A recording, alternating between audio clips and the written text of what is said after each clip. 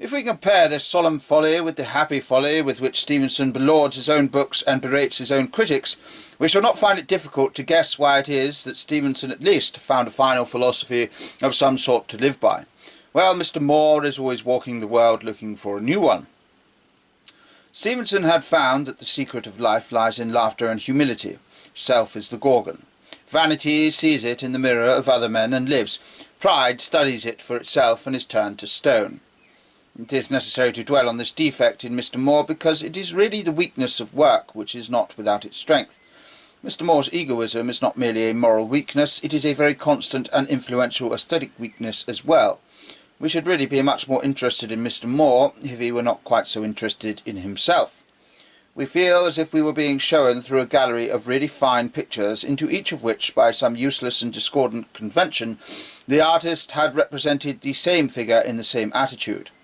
The Grand Canal with a distant view of Mr. Moore, effect of Mr. Moore through a Scotch mist, Mr. Moore by firelight, ruins of Mr. Moore by moonlight, and so on, seems to be the endless series. He would no doubt reply that in such a book as this he intended to reveal himself, but the answer is that in such a book as this he does not succeed. One of the 1,000 objections to the sin of pride lies precisely in this, that self-consciousness of necessity destroys self-revelation. A man who thinks a great deal about himself will try to be many-sided, attempt a theatrical excellence at all points, will try to be an encyclopedia of culture, and his own real personality will be lost in that false universalism. Thinking about himself will lead to trying to be the universe. Trying to be the universe will lead to ceasing to be anything. If, on the other hand, a man is sensible enough to think only about the universe, he will think about it in his own individual way. He will keep virgin the secret of God. He will see the grass as no other man can see it, and look at the sun that no man has ever known. This fact is very practically brought out in Mr. Moore's Confessions. In reading them, we do not feel the presence of a clean-cut personality like that of Thackeray and Matthew Arnold. We only read a number of quite clever and largely conflicting opinions which might be uttered by any clever person, but which we are called upon to admire specifically because they are uttered by Mr. Moore. He is the only thread that connects Catholicism and Protestantism, realism and mysticism. He, or rather his name.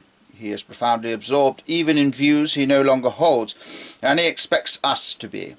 And he intrudes the capital I, even where it need not be intruded, even where it weakens the force of a plain statement.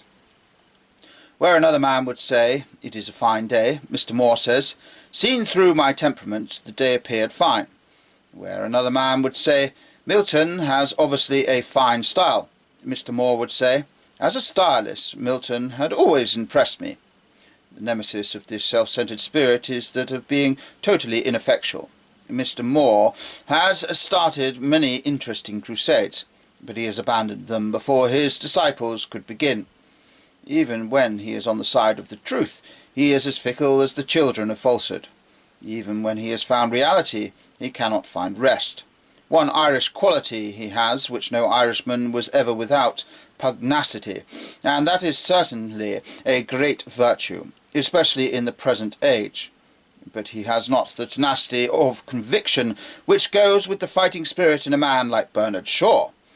His weakness of introspection and selfishness in all their glory cannot prevent him fighting, but they will always prevent him winning.